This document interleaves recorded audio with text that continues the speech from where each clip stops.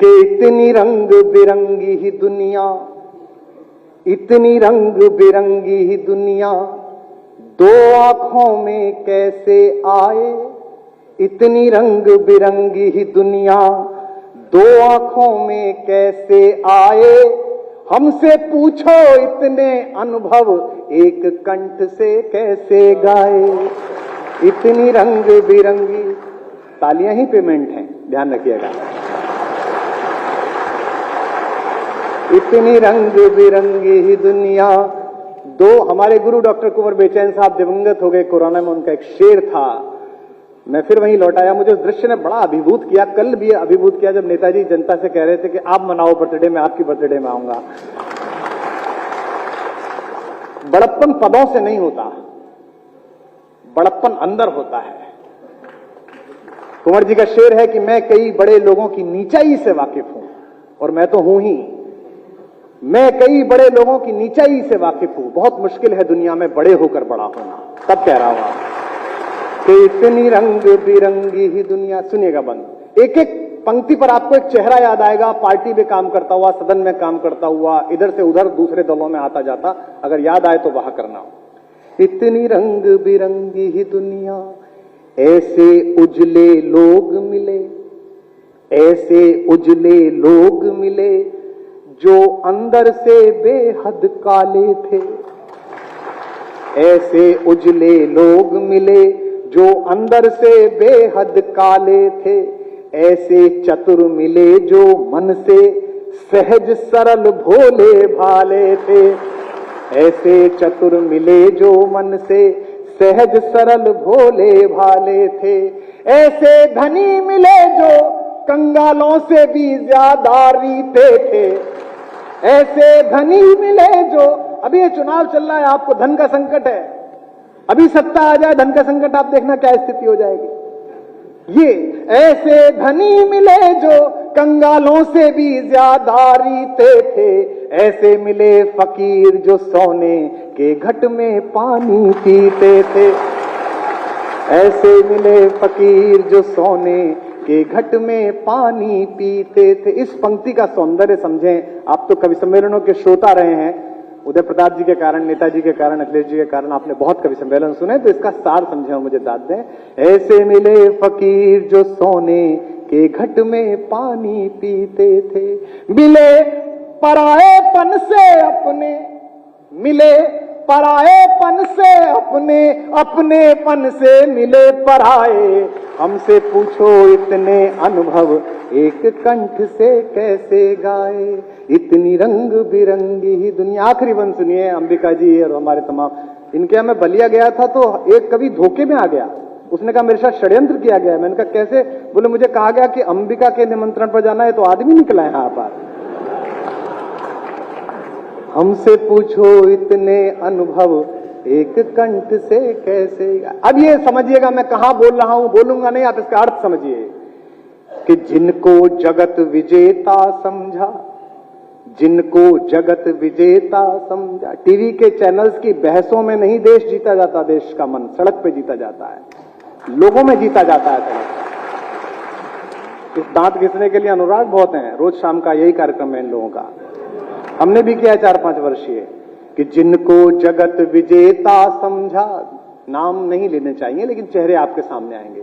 जिनको जगत विजेता समझा मन के द्वारे हारे निकले। जिनको जगत विजेता समझा मन के द्वारे हारे ही निकले।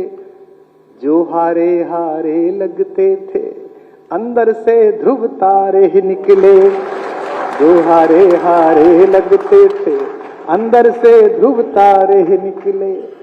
अब ये पत्रकार बैठे हैं, ये इसलिए नहीं बैठे कि इस कार्यक्रम का सीधा प्रसारण करें, ये इसलिए बैठे हैं कि मेरे मुंह से कुछ निकले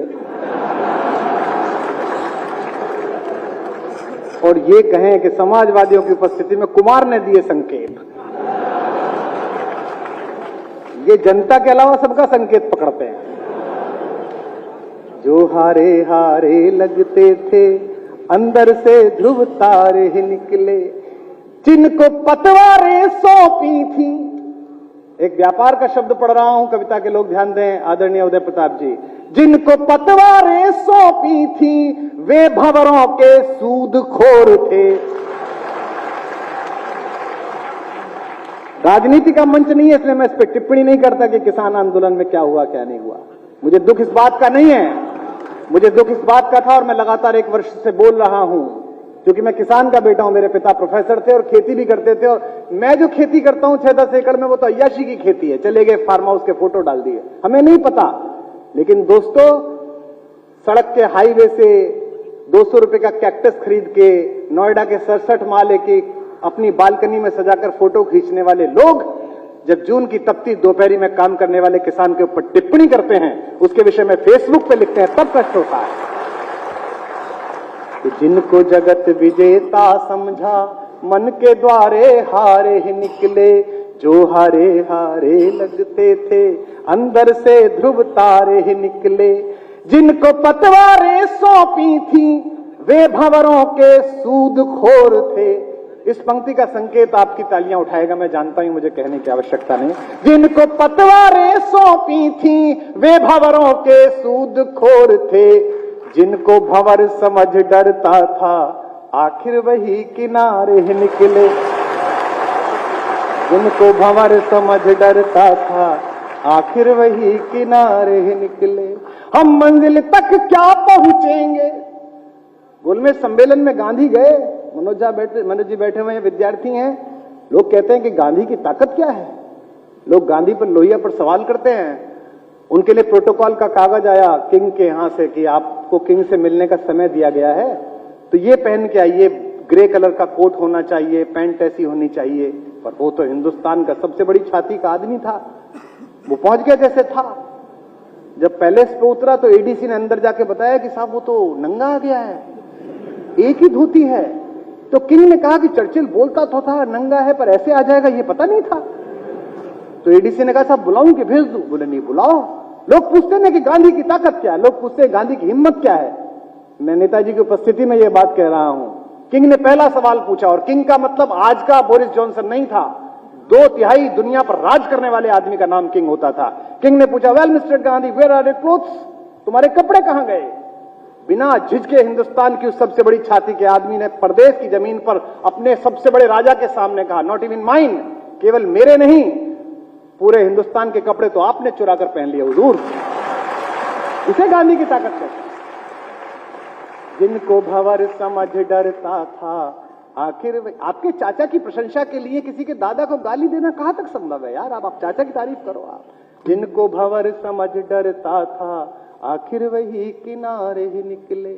हम मंजिल तक क्या पहुंचेंगे, इस पीड़ा को स्वीकार करें और मुझे विदा दें। हम मंजिल तक कैसे पहुंचे जिनको खुद रास्ता भटकाए। हमसे पूछो इतने अनुभव एक कंठ से कैसे आए। बहुत आभार, बहुत धन्यवाद।